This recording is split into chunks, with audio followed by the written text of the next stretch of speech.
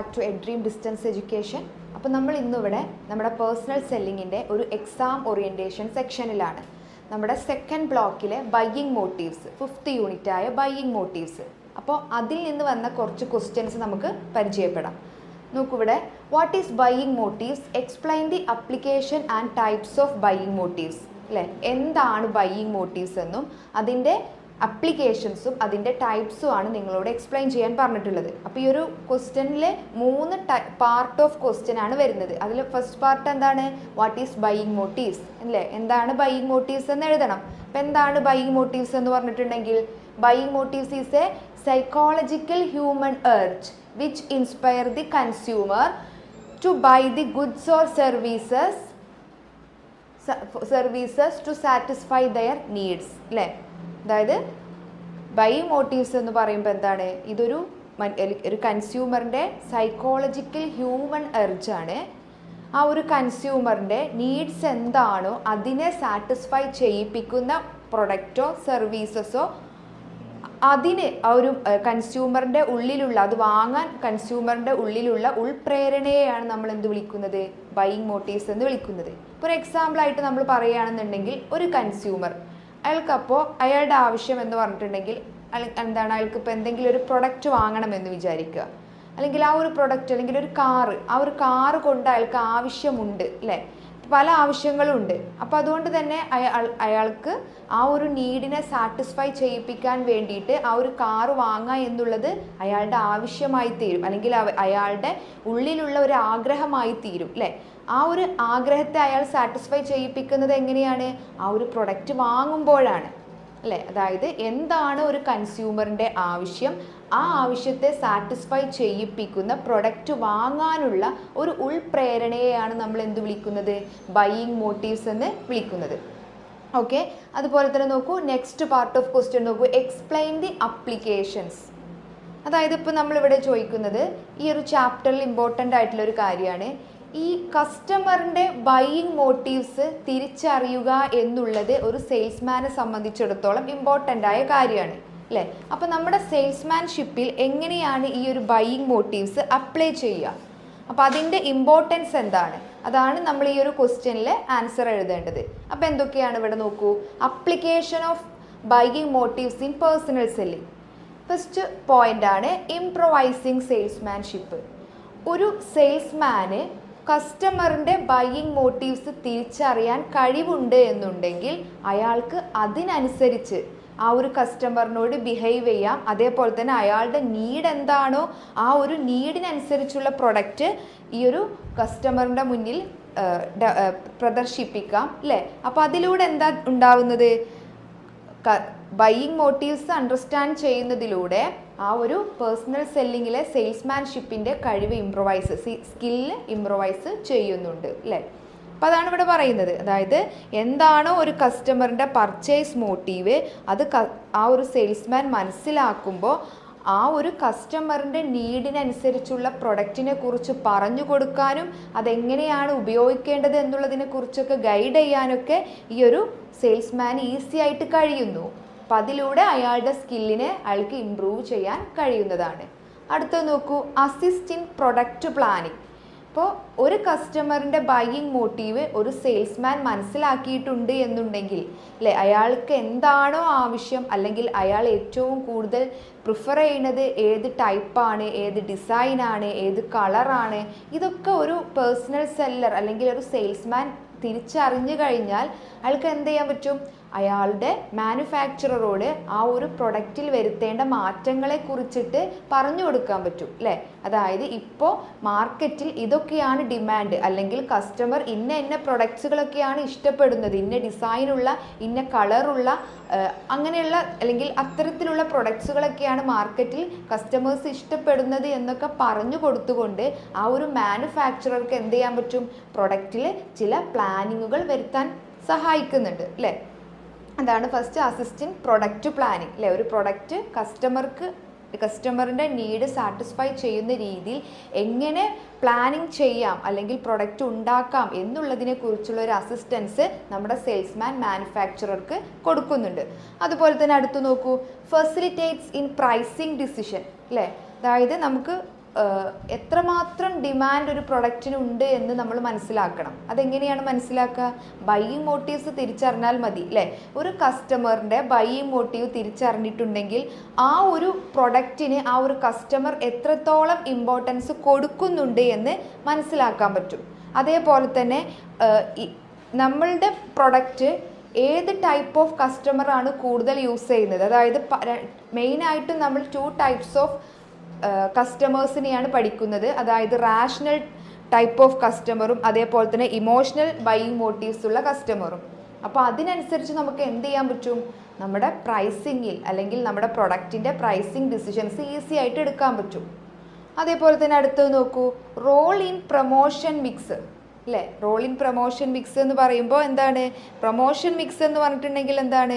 ഒരു പ്രൊഡക്റ്റിനെ കുറിച്ചിട്ടുള്ള അവെയർനെസ് അല്ലെങ്കിൽ സർവീസസിനെ കുറിച്ചിട്ടുള്ള അവെയർനെസ് നമ്മൾ ആർക്ക് കൊടുക്കുകയാണ്? കസ്റ്റമറിലേക്ക് എത്തിച്ചു കൊടുക്കുകയാണ് അല്ലേ?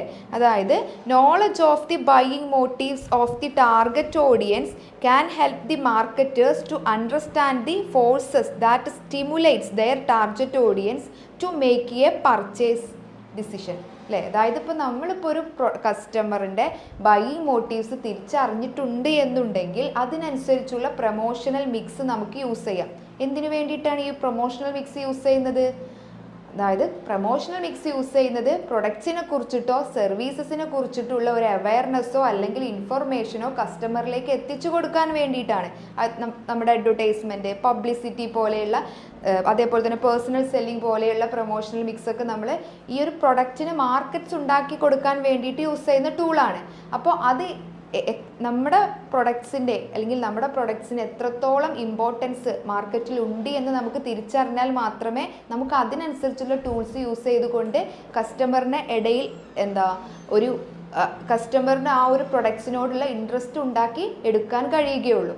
അതുപോലെ തന്നെ അടുത്തത് നോക്കൂ, കോൺട്രിബ്യൂട്ട്സ് ടു ഫേംസ് ഗുഡ് വില്ല് അല്ലേ? ഒരു ബൈയിങ് മോട്ടീവ്സ് തിരിച്ചറിഞ്ഞ പേഴ്സണൽ സെല്ലർക്ക് അല്ലെങ്കിൽ സെയിൽസ്മാന് അയാളുടെ കസ്റ്റമറിനെ കുറിച്ചുള്ള എല്ലാ വിവരങ്ങളും അയാൾ ശേഖരിച്ചു വെക്കും അല്ലേ? അവരുടെ നീഡ്സ് എന്താണ്, എന്ത് കൊടുത്താലാണ് അവർ സാറ്റിസ്ഫൈ ചെയ്യുക അല്ലേ? എത്രമാത്രം അവർ ക്വാണ്ടിറ്റിക്ക് ഇമ്പോർട്ടൻസ് കൊടുക്കുന്നുണ്ട്, ക്വാളിറ്റിക്ക് ഇമ്പോർട്ടൻസ് കൊടുക്കുന്നുണ്ട്, അതിനെക്കുറിച്ചൊക്കെ അറിവുള്ള ഒരു സെയിൽസ്മാൻ എന്ത് ചെയ്യാൻ പറ്റും? ഫേമിൻ്റെ ഗുഡ് വില്ല് ഉയർത്താൻ പറ്റും. എങ്ങനെയാണ് ഫേമിൻ്റെ ഗുഡ് വില്ല് ഉയർത്തുന്നത്? അതായത് നമ്മൾ കസ്റ്റമറിൻ്റെ നീഡിനനുസരിച്ചുള്ള ഒരു പ്രൊഡക്റ്റ് പ്രൊവൈഡ് ചെയ്യുമ്പോൾ അല്ലെങ്കിൽ ആ ഒരു കസ്റ്റമറിൻ്റെ ഒബ്ജെക്ഷൻസ് ഒക്കെ വളരെ നല്ല രീതിയിൽ ഹാൻഡിൽ ചെയ്ത് കൊടുക്കുന്ന ഒരു സെയിൽസ്മാൻ ആണ് എന്നുണ്ടെങ്കിൽ അവിടെ നമുക്ക് എന്ത് ചെയ്യാൻ പറ്റും? ആ ഫേമിനെ കുറിച്ചുള്ള പ്രൊഡക്റ്റിൻ്റെ ബ്രാൻഡ് ഇമേജും അതേപോലെ തന്നെ സെയിൽസ്മാൻ്റെ ഇമേജൊക്കെ എന്ത് ചെയ്യും? അവിടെ ഇൻക്രീസ് ചെയ്യും അല്ലേ? അതുപോലെ തന്നെ അടുത്ത് നോക്കൂ, increase customer trust and loyalty. എന്താ പറയുന്നത്? നമുക്കറിയാം സെയിൽസ്മാൻ എന്ന് പറയുമ്പോൾ ആരാണ്?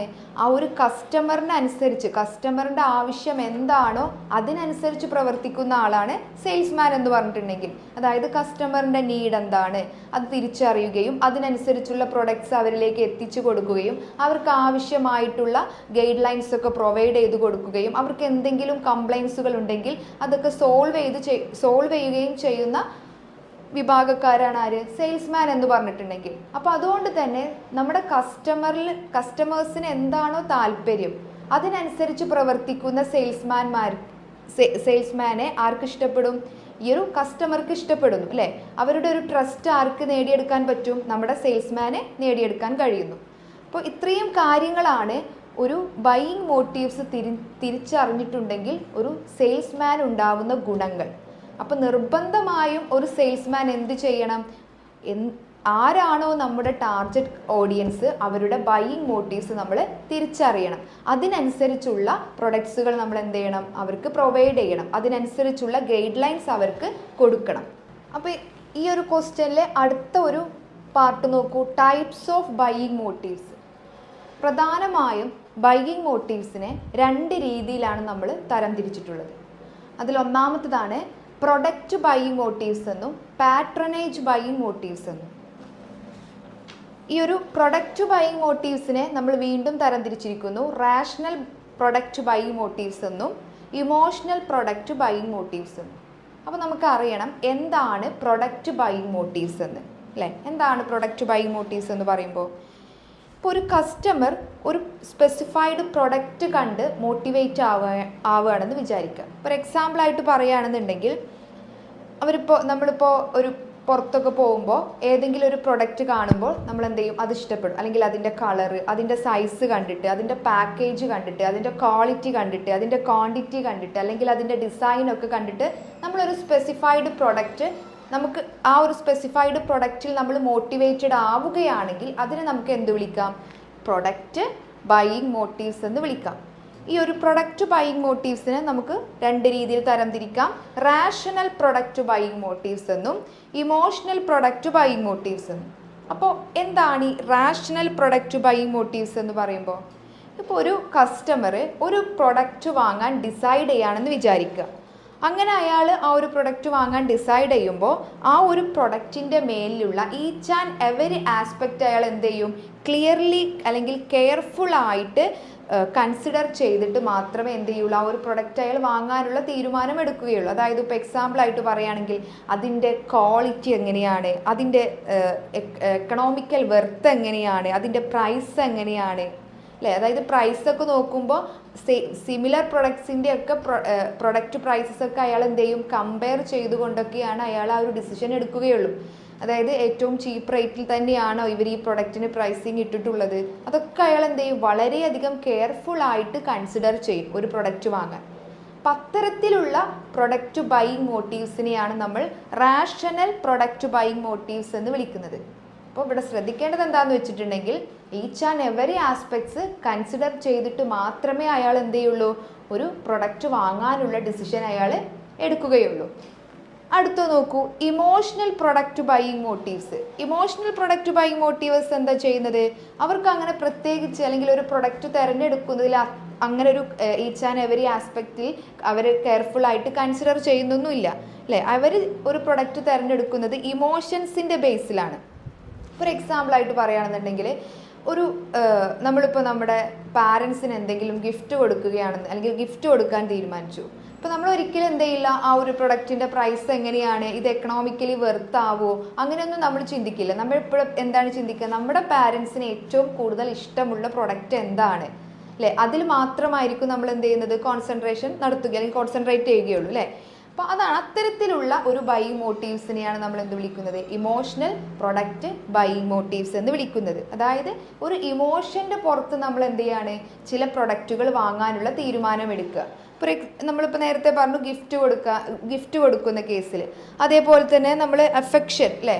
അതേപോലെ തന്നെ ഇൻഡിവിജ്വാലിറ്റി ഓർ ഡിസ്റ്റിങ്റ്റീവ്നെസ്, അതായത് ഇപ്പോൾ നമ്മൾ മറ്റുള്ളവരിൽ നിന്ന് എന്തെങ്കിലും ഒരു യുണീക്കായിട്ട് നിൽക്കണമെന്ന് തീരുമാനിക്കുക. അപ്പോൾ നമ്മൾ എന്ത് ചെയ്യും? അതിനനുസരിച്ചുള്ള ഒരു പ്രൊഡക്റ്റ് വാങ്ങാൻ നോക്കും.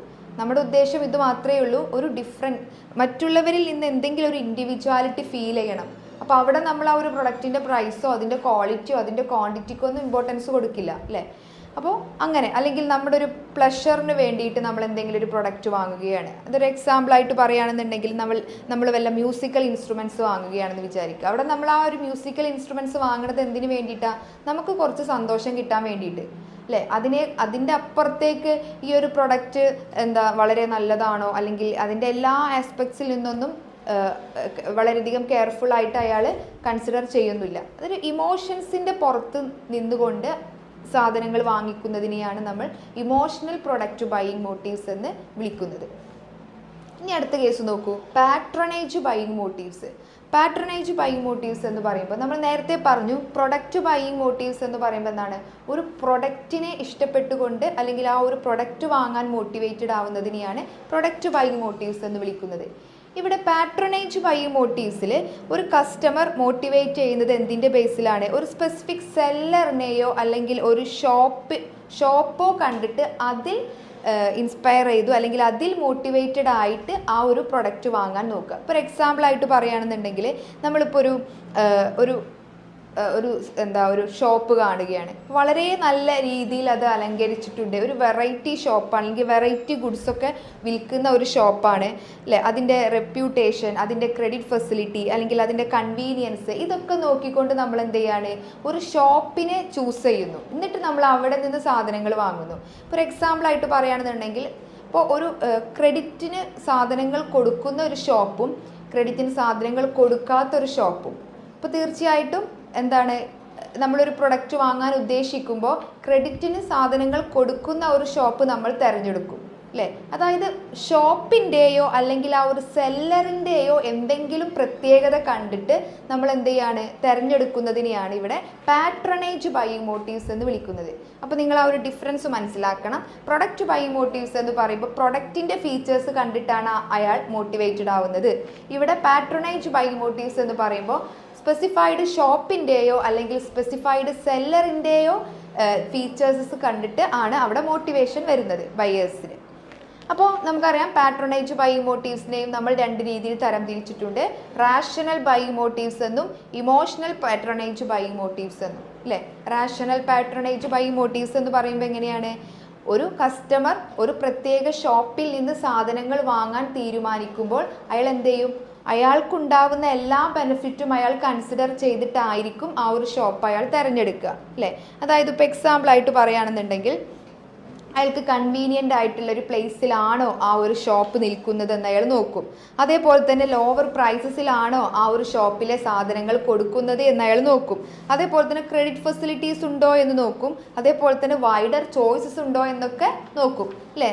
നേരെ മറിച്ച് നമ്മുടെ ഇമോഷണൽ പാട്രണേജ് ബൈയിങ് മോട്ടീവ്സ് എങ്ങനെയാണ് ചെയ്യുന്നത്, അവരെന്താണ്, ഒരു റാഷണൽ ബേസിലല്ല അവർ ഷോപ്പ് തിരഞ്ഞെടുക്കുക, ഇമോഷൻസിനെ കൺസിഡർ ചെയ്തുകൊണ്ടാണ് അവർ എന്ത് ചെയ്യുന്നത്, ഷോപ്പ് തിരഞ്ഞെടുക്കുന്നത്. എക്സാമ്പിളായിട്ട് പറയുകയാണെന്നുണ്ടെങ്കിൽ ആ ഷോപ്പിൻ്റെ അപ്പിയറൻസ് കണ്ടിട്ട് നമ്മൾ ആ ഒരു ഷോപ്പിനെ നമ്മൾ ആ ഒരു ഷോപ്പിൽ നിന്ന് സാധനങ്ങൾ വാങ്ങുക, അല്ലെങ്കിൽ മറ്റുള്ളവരുടെ റെക്കമെൻഡേഷൻ, നമ്മുടെ ഫാമിലി ഫ്രണ്ട്സിൻ്റെയോ അല്ലെങ്കിൽ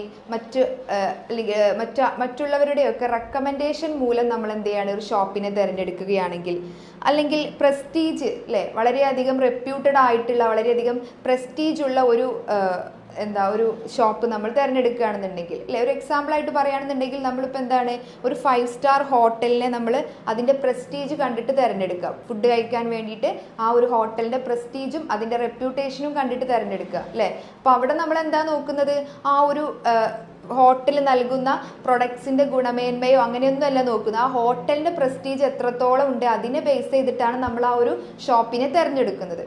അപ്പോൾ അത്തരത്തിലുള്ള ഇമോഷൻസിനെ ബേസ് ചെയ്തുകൊണ്ട് നമ്മളൊരു ഷോപ്പിനെ തിരഞ്ഞെടുക്കുകയാണെന്നുണ്ടെങ്കിൽ അതിനെ നമുക്ക് എന്ത് വിളിക്കാം, പാട്രണേജ് ബൈയിങ് മോട്ടീവ്സ് എന്ന് വിളിക്കാം. ഓക്കെ, അപ്പോൾ നമ്മുടെ നെക്സ്റ്റ് യൂണിറ്റ് ബയ്യർ ബിഹേവിയർ. അപ്പോൾ എന്താണ് ഈ ബയ്യർ ബിഹേവിയർ എന്ന് പറഞ്ഞിട്ടുണ്ടെങ്കിൽ, നോക്കൂ ഇവിടെ, consumer behaviour is the process whereby individual decide what, when, where, how and from whom to purchase goods and services അല്ലേ.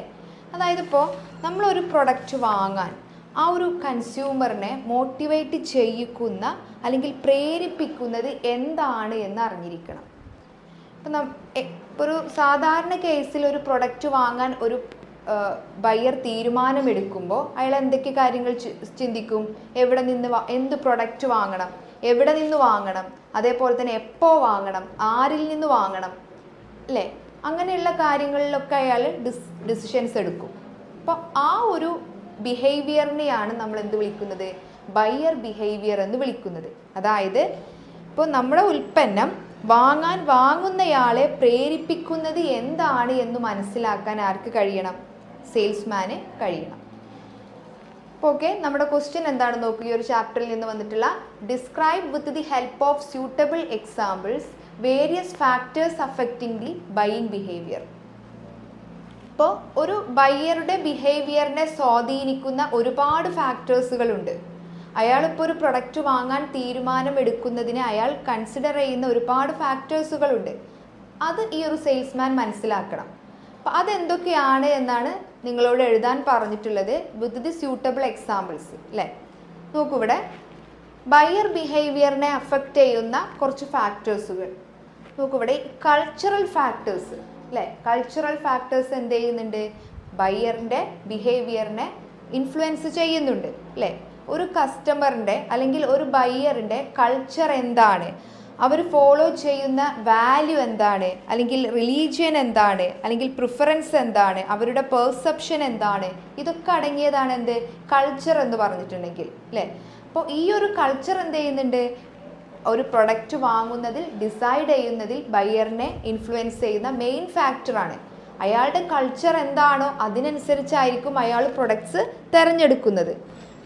അതേപോലെ തന്നെ അടുത്ത് നോക്കൂ, സബ് കൾച്ചർ.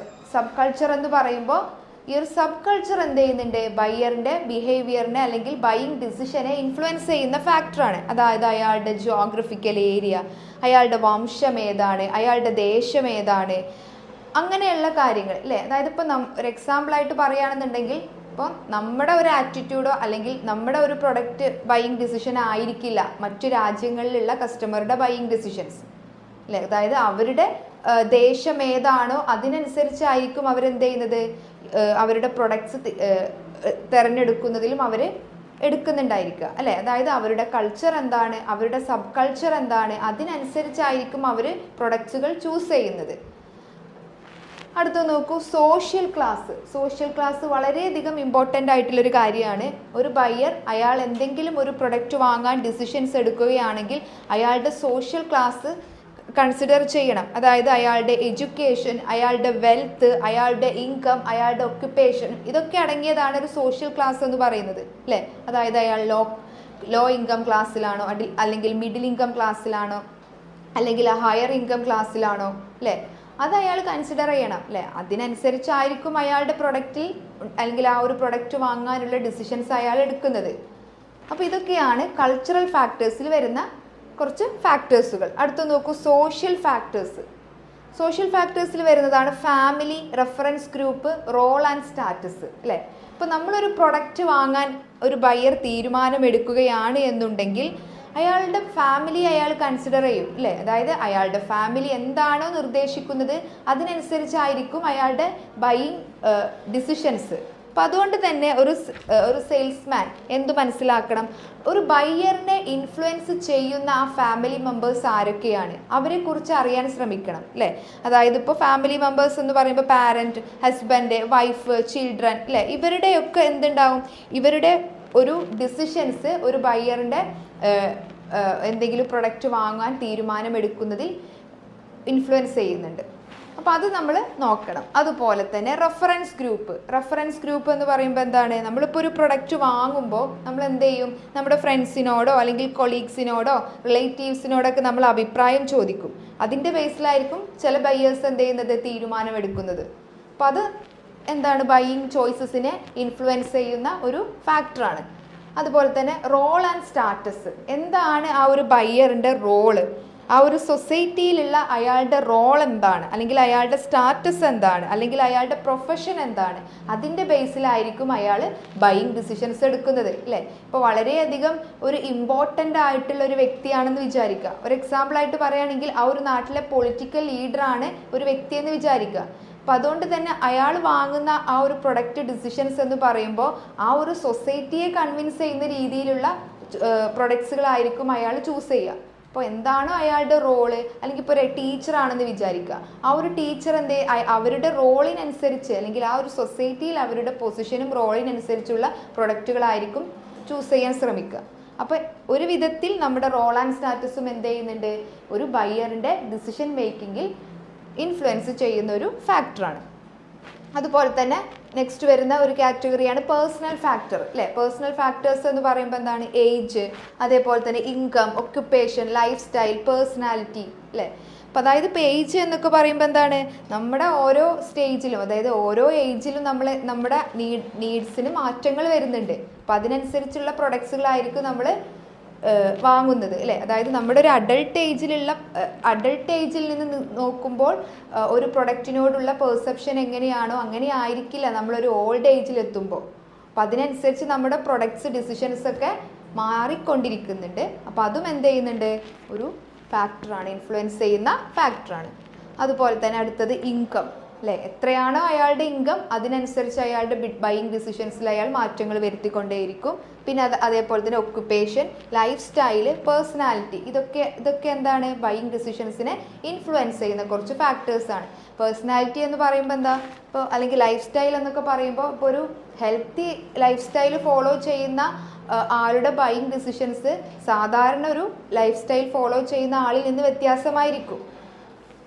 ഓക്കെ, അതേപോലെ തന്നെ നോക്കൂ എക്കണോമിക് ഫാക്ടർ. എക്കണോമിക് ഫാക്ടർ എന്താണ്? ഇമ്പോർട്ടൻ്റ് ആയിട്ടുള്ള ഒരു ഫാക്ടറാണ്. നമുക്കറിയാം പ്രൊഡക്ട്സ് വാങ്ങുന്നതിൽ അല്ലെങ്കിൽ പ്രൊഡക്ട്സ് ആൻഡ് സർവീസസ് വാങ്ങുന്നതിൽ മണി ഇല്ലാതെ നമുക്ക് എന്ത് ചെയ്യാൻ പറ്റില്ല, അല്ലെങ്കിൽ ഒരു ഹൈ ഇൻകം ഇല്ലാതെ നമുക്ക് എന്ത് ചെയ്യാൻ പറ്റില്ല, ഒരു പ്രൊഡക്റ്റ് വാങ്ങാൻ കഴിയില്ല. അപ്പോൾ അതുകൊണ്ട് തന്നെ എക്കണോമിക് ഫാക്ടർ ഇമ്പോർട്ടൻ്റ് ആയിട്ടുള്ളൊരു കാര്യമാണ്. അപ്പോൾ അതുകൊണ്ട് തന്നെ നമ്മൾ ശ്രദ്ധിക്കണം പേഴ്സണൽ ഇൻകം എത്രയാണ്, ആ ഒരു പേഴ്സണൽ ഇൻകത്തിനനുസരിച്ചായിരിക്കും അയാളുടെ ബൈയിങ് ഡിസിഷൻസ് അയാൾ എടുക്കുന്നത്. അതേപോലെ തന്നെ ഫാമിലി ഇൻകം എങ്ങനെയാണ്, അതേപോലെ തന്നെ ഇൻകം എക്സ്പെക്റ്റേഷൻസ്, അയാളിപ്പോൾ ഒരു ഹൈ ഇൻകം എക്സ്പെക്ട് ചെയ്യുമ്പോൾ അതിനനുസരിച്ചുള്ള പ്രൊഡക്റ്റ് അയാൾ തിരഞ്ഞെടുക്കുന്നു. ലോ ഇൻകം എക്സ്പെക്റ്റേഷൻ ആണെന്നുണ്ടെങ്കിൽ അതിനനുസരിച്ചുള്ള പ്രൊഡക്റ്റ് അയാൾ ചൂസ് ചെയ്യുന്നു. അതുപോലെ തന്നെ ലിക്വിഡ് അസറ്റ്, അയാളുടെ കയ്യിൽ എത്രമാത്രം ലിക്വിഡ് അസറ്റ്സ് ഉണ്ടെന്ന് നോക്കും, അതിനനുസരിച്ചായിരിക്കും അയാൾ ബൈയിങ് ഡിസിഷൻസ് എടുക്കുന്നത്. ലിക്വിഡ് അസറ്റ്സ് എന്ന് പറയുമ്പോൾ എന്താണ്? ഒരു ഇൻകത്തെ അല്ലെങ്കിൽ നമ്മളൊരു അസറ്റിനെ നമ്മൾ എന്ത് ചെയ്യാണ്, ഈസി ആയിട്ട് ക്യാഷിലേക്ക് കൺവേർട്ട് ചെയ്യാൻ പറ്റുന്നതിനെയാണ് ലിക്വിഡ് അസറ്റ്സ് എന്ന് അല്ലേ? ഒരു എക്സാമ്പിൾ ആയിട്ട് പറയുകയാണെന്നുണ്ടെങ്കിൽ ഇപ്പോൾ നമുക്കറിയാം സ്റ്റോക്ക് മാർക്കറ്റിലെ സെക്യൂരിറ്റീസ്, അത് നമുക്ക് എന്ത് ചെയ്യാൻ പറ്റും, ഈസി ആയിട്ട് ഷെയർ മാർക്കറ്റിൽ പോയിട്ട് വാങ്ങാനും വിൽക്കാനും കഴിയും അല്ലേ? അപ്പോൾ അങ്ങനെ ഈസി ആയിട്ട് മണിയിലേക്ക് കൺവേർട്ട് ചെയ്യാൻ കഴിയുന്ന അസറ്റുകളെയാണ് നമ്മൾ ലിക്വിഡ് അസറ്റ്സ് എന്ന് പറയുന്നത്. അപ്പോൾ അത്തരത്തിലുള്ള ലിക്വിഡ് അസറ്റ്സിൻ്റെ അളവ് എത്രയാണ് ഒരു ബയ്യറിൻ്റെ കയ്യിലുള്ളത്, അതിനനുസരിച്ച് അയാളുടെ ബൈയിങ് ഡിസിഷൻസിൽ ചേഞ്ചസ് വരുത്തിക്കൊണ്ടേയിരിക്കും. അതേപോലെ തന്നെ കൺസ്യൂമർ ക്രെഡിറ്റ് എന്ന് പറയുമ്പോൾ ചില സ്ഥാപനങ്ങൾ എന്ത് ചെയ്യും, ഒരു പ്രൊഡക്റ്റ് വാങ്ങാൻ ഉദ്ദേശിക്കുന്ന കസ്റ്റമർക്ക് ക്രെഡിറ്റ് ഫെസിലിറ്റി കൊടുക്കും, അല്ലെങ്കിൽ ഒരു ഇൻസ്റ്റാൾമെൻറ്റ് ഫെസിലിറ്റി കൊടുക്കും. അതിപ്പോൾ നമുക്കറിയാം buy now pay later EMI system ഒക്കെ കൊടുക്കുന്നുണ്ട്. അപ്പോൾ അതിനനുസരിച്ചും ഈ ഒരു കസ്റ്റമറിൻ്റെ ബൈയിങ് ഡിസിഷൻസിൽ അയാൾ മാറ്റങ്ങൾ വരുത്തിക്കൊണ്ടേയിരിക്കും. അതുപോലെ തന്നെ അടുത്തൊരു ഫാക്ടറാണ് സൈക്കോളജിക്കൽ ഫാക്ടർ അല്ലേ? അതിൽ first one motivation, perception, learning, attitude. ഇപ്പോൾ നമ്മളൊരു പ്രൊഡക്റ്റിനോടുള്ള മോട്ടിവേഷൻ, അതായത് എന്താണോ കസ്റ്റമറിൻ്റെ നീഡ് അതിനനുസരിച്ചായിരിക്കും അയാൾ പ്രൊഡക്റ്റ് വാങ്ങുന്നതിലുള്ള ഡിസിഷൻസ് എടുക്കുന്നത്. അപ്പോൾ അതിനെയാണ് നമ്മൾ മോട്ടിവേഷൻ എന്ന് പറയുന്നത്. അതേപോലെ തന്നെ പെർസെപ്ഷൻ, ഒരു പ്രൊഡക്റ്റിനോടുള്ള കാഴ്ചപ്പാട് എങ്ങനെയാണോ അതിനനുസരിച്ചായിരിക്കും അയാൾ പ്രൊഡക്റ്റിലുള്ള ഡിസിഷൻസ് എടുക്കുന്നത്, പ്രൊഡക്റ്റ് വാങ്ങാനുള്ള ഡിസിഷൻസ് എടുക്കുന്നത്. അതേപോലെ തന്നെ ലേണിംഗ്, നമ്മളൊരു പ്രൊഡക്റ്റ് വാങ്ങുമ്പോൾ ആ ഒരു പ്രൊഡക്റ്റുമായി ബന്ധപ്പെട്ടുള്ള എല്ലാ ഇൻഫർമേഷൻസും കളക്ട് ചെയ്യും, അതിനെക്കുറിച്ച് വീണ്ടും വീണ്ടും പഠിക്കും. അതിനെയാണ് നമ്മൾ ലേണിംഗ് എന്ന് പറയുന്നത്. അതേപോലെ തന്നെ ആറ്റിറ്റ്യൂഡ്, ആ ഒരു പ്രൊഡക്റ്റിനോടുള്ള അല്ലെങ്കിൽ ആ ഒരു ബ്രാൻഡിനോടുള്ള ആറ്റിറ്റ്യൂഡ് എങ്ങനെയാണ്, നെഗറ്റീവ് ആറ്റിറ്റ്യൂഡാണോ പോസിറ്റീവ് ആറ്റിറ്റ്യൂഡാണോ, ഇതിനൊക്കെ കൺസിഡർ ചെയ്തിട്ടാണ് ഒരു ബയർ എന്ത് ചെയ്യുന്നത്, ഒരു ഡിസിഷൻസ് എടുക്കുന്നത്. ആ ഒരു പ്രൊഡക്റ്റ് വാങ്ങണോ വേണ്ടയോ എന്നുള്ളൊരു ഡിസിഷൻസ് അയാൾ എടുക്കുന്നത്. ഇത്രയും ഫാക്ടേഴ്സ് അഫക്റ്റ് ചെയ്യുന്നുണ്ട് ഒരു കൺസ്യൂമർ ബിഹേവിയറിനെ. അപ്പോൾ ഒരു സെയിൽസ്മാൻ എന്ത് ചെയ്യണം, ഈ ഒരു ഫാക്ടേഴ്സിനൊക്കെ കൺസിഡർ ചെയ്തിട്ട് വേണം ഒരു ബയറിനെ അല്ലെങ്കിൽ ഒരു കസ്റ്റമറിനെ നമ്മൾ ഇൻഫ്ലുവൻസ് ചെയ്യണം ആ ഒരു പ്രൊഡക്റ്റ് വാങ്ങാൻ വേണ്ടിയിട്ട്. അടുത്തൊരു ചാപ്റ്റർ നോക്കൂ, സെയിൽസ് ഫോഴ്സ് മോട്ടിവേഷൻ. നമ്മുടെ സെയിൽസ്മാനെ അല്ലെങ്കിൽ സെയിൽസ് റിലേറ്റഡ് ആയിട്ടുള്ള എംപ്ലോയീസിനെ നമ്മൾ മോട്ടിവേറ്റ് ചെയ്യണം. അത് റിലേറ്റഡ് ചെയ്തിട്ടുള്ള ഒരു ചാപ്റ്ററാണ് സെയിൽസ് ഫോഴ്സ് മോട്ടിവേഷൻ എന്ന് പറയുന്നത്. അപ്പോൾ അതിൽ നിന്ന് വന്ന കുറച്ച് ക്വസ്റ്റ്യൻസ് നോക്കൂ. Discuss various motivational techniques that are used by a company to motivate its salesperson. ഒരു കമ്പനി അവരുടെ കമ്പനിയിൽ വർക്ക് ചെയ്യുന്ന എംപ്ലോയീസിനെ സെയിൽസ് റിലേറ്റഡ് ആയിട്ടുള്ള എംപ്ലോയീസിനെ മോട്ടിവേറ്റ് ചെയ്യാൻ യൂസ് ചെയ്യുന്ന ടെക്നിക്സുകൾ ഏതൊക്കെയാണ്, അതാണ് ചോദിച്ചിട്ടുള്ള ക്വസ്റ്റ്യൻ. അപ്പോൾ നമുക്കറിയാം മോട്ടിവേഷണൽ ടെക്നിക്സിനെ നമ്മൾ പ്രധാനമായും 2 രീതിയിൽ തരംതിരിച്ചിട്ടുണ്ട്. ഒന്ന് ഫിനാൻഷ്യൽ മോട്ടിവേഷൻ എന്നും രണ്ടാമത് നോൺ ഫിനാൻഷ്യൽ മോട്ടിവേഷൻ എന്നും. ഇവിടെ ഫിനാൻഷ്യൽ മോട്ടിവേഷൻ എന്ന് പറയുമ്പോൾ എന്താണ്, പണം നൽകിക്കൊണ്ട് അവരെ മോട്ടിവേറ്റ് ചെയ്യിപ്പിക്കുന്നു. അതിലൊന്നാമത്തതാണ് റെമ്യൂണറേഷൻ. റെമ്യൂണറേഷൻ എന്ന് പറയുമ്പോൾ അവരുടെ ബേസിക് സാലറി അല്ലേ, അല്ലെങ്കിൽ ആ ഒരു വർക്ക് ചെയ്യുന്നതിൻ്റെ എഫേർട്ടിനനുസരിച്ചുള്ള ഒരു ഫിക്സ്ഡ് പേയ്മെൻറ്റ് ആര് കൊടുക്കും, എംപ്ലോയർ എംപ്ലോയിക്ക് നൽകുന്നു. അതിനെയാണ് റെമ്യൂണറേഷൻ എന്ന് വിളിക്കുന്നത്. അപ്പോൾ അവരുടെ പൊസിഷൻ അനുസരിച്ചും ആ ഒരു ജോലിയുടെ റിസ്കിനനുസരിച്ചൊക്കെയാണ് ഈ ഒരു റെമ്യൂണറേഷൻ ഫിക്സ് ചെയ്യുന്നത്. അപ്പോൾ റെമ്യൂണറേഷൻ എന്താണ്, ഒരു ഫിനാൻഷ്യൽ മോട്ടിവേഷനാണ്. അതേപോലെ തന്നെ അടുത്ത് നോക്കൂ, ബോണസ് എന്ന് പറയുന്നത് എന്താണ്, ബോണസ് എന്ന് പറയുമ്പോൾ നമ്മുടെ ബേസിക് സാലറിയുടെ കൂടെ ഒരു എക്സ്ട്രാ ഇൻകം ആ ഒരു എംപ്ലോയീസിനെ മോട്ടിവേറ്റ് ചെയ്യിപ്പിക്കാൻ വേണ്ടിയിട്ട് കമ്പനി നൽകുന്നു. അതിനെയാണ് ബോണസ് എന്ന് പറയുന്നത്. അതേപോലെ തന്നെ അടുത്തത് കമ്മീഷൻ. കമ്മീഷൻ എന്ന് പറയുമ്പോൾ എന്താ, ബേസിക് സാലറിയുടെ കൂടെ അഡീഷണൽ പെർസെൻറ്റേജ് ഓഫ് പേയ്മെൻറ്റ് അല്ലേ. എന്താണ് ഏത് റിലേറ്റ്, അല്ലെങ്കിൽ ഇപ്പോൾ നമുക്കറിയാം സെയിൽസ് റിലേറ്റ് ചെയ്തിട്ടുള്ള എംപ്ലോയീസിൻ്റെ മോട്ടിവേഷൻസിനെ കുറിച്ചിട്ടാണ് നമ്മൾ പറയുന്നത്. അപ്പോൾ അവർ ആ ഒരു ഫീൽഡിൽ എത്രമാത്രം സെയിൽസ് മേക്ക് ചെയ്യുന്നുണ്ടോ അതിനനുസരിച്ച് അവർക്ക് എന്ത് കൊടുക്കും, കമ്മീഷൻസ് കൊടുക്കും അല്ലേ. അപ്പോൾ സെയിൽസ് പേഴ്സൺസ് എന്ത് ചെയ്യും, ആ ഒരു കമ്മീഷൻ കിട്ടാൻ വേണ്ടിയിട്ട് അവരെന്ത് ചെയ്യും, കൂടുതൽ വർക്ക് ചെയ്യുന്നു. അതിനനുസരിച്ച് അവർക്ക് കമ്മീഷൻ ബേസ്ഡ് ആയിട്ടുള്ള ഒരു ഫിനാൻഷ്യൽ മോട്ടിവേഷൻ കമ്പനി നൽകുന്നു. അതുപോലെ തന്നെ പ്രൊമോഷൻ എന്ന് പറയുമ്പോൾ എന്താണ്, നമുക്കറിയാം ഒരു എംപ്ലോയിയെ അല്ലെങ്കിൽ ഒരു വ്യക്തിയെ നമ്മൾ പ്രൊമോഷൻ കൊടുക്കുക എന്ന് പറയുമ്പോൾ അയാളുടെ അതോറിറ്റിയും അതേപോലെ തന്നെ അയാളുടെ റെസ്പോൺസിബിലിറ്റി ഇൻക്രീസ് ചെയ്യുന്നു. അതേപോലെ തന്നെ അയാളുടെ റെമ്യൂണറേഷനും ഇൻക്രീസ് ചെയ്യുന്നു അല്ലേ. അതായത് സാലറിയും അയാളുടെ റെസ്പോൺസിബിലിറ്റി ആൻഡ് അതോറിറ്റിയും ഇൻക്രീസ് ചെയ്തുകൊണ്ട് ഒരു പൊസിഷനിൽ നിന്ന് വേറൊരു പൊസിഷൻസിലേക്ക് മാറ്റുന്നതിനെയാണ് നമ്മൾ പ്രൊമോഷൻ എന്ന് പറയുന്നത്. അപ്പോൾ നല്ല രീതിയിൽ വർക്ക് ചെയ്യുന്ന ഒരു എംപ്ലോയിക്ക് നമ്മൾ എന്ത് ചെയ്യും, പ്രൊമോഷൻ കൊടുക്കും. അപ്പോൾ അതൊരു ടൈപ്പ് ഓഫ് ഫിനാൻഷ്യൽ മോട്ടിവേഷൻ ആണ്. അതുപോലെ തന്നെ എന്താണ് ഫ്രിഞ്ച് ബെനിഫിറ്റ്സ് എന്ന് പറയുമ്പോൾ കമ്പനി എന്ത് ചെയ്യും, അവരുടെ എംപ്ലോയീസിനെ മോട്ടിവേറ്റ് ചെയ്യിപ്പിക്കാൻ വേണ്ടിയിട്ട് ഹോളിഡേ അലവൻസ്, മൊബൈൽ ഫോൺ, അതേപോലെ തന്നെ ഫ്രീ കാർ പാർക്കിംഗ് അല്ലെങ്കിൽ അക്കോമഡേഷൻ, ഇങ്ങനെയുള്ള കുറച്ച് ഫ്രിഞ്ച് ബെനിഫിറ്റ്സുകൾ കൊടുക്കും. അപ്പോൾ ഇതൊക്കെയാണ് പ്രധാനമായിട്ടും ഒരു കമ്പനി അവരുടെ സെയിൽസ് എംപ്ലോയീസിനെ മോട്ടിവേറ്റ് ചെയ്യിപ്പിക്കാൻ വേണ്ടിയിട്ട് യൂസ് ചെയ്യുന്ന ചില ടെക്നിക്സുകൾ, മോട്ടിവേഷണൽ ടെക്നിക്സുകൾ. ഇപ്പോൾ ഫിനാൻഷ്യൽ മോട്ടിവേഷണൽ ടെക്നിക്സുകളെ കുറിച്ചിട്ടാണ് നമ്മൾ ഡിസ്കസ് ചെയ്തത്. അതേപോലെ തന്നെ അടുത്ത് നോക്കൂ, നോൺ ഫിനാൻഷ്യൽ മോട്ടിവേഷണൽ ടെക്നിക്സ് അല്ലേ. ചില ആൾക്കാർ എന്ത് ചെയ്യില്ല, ഈ ഒരു ഫിനാൻഷ്യൽ മോട്ടിവേഷൻ ടെക്നിക്സ് മാത്രം യൂസ് ചെയ്താൽ പോരാ ചില ആൾക്കാരെ മോട്ടിവേറ്റ് ചെയ്യാൻ.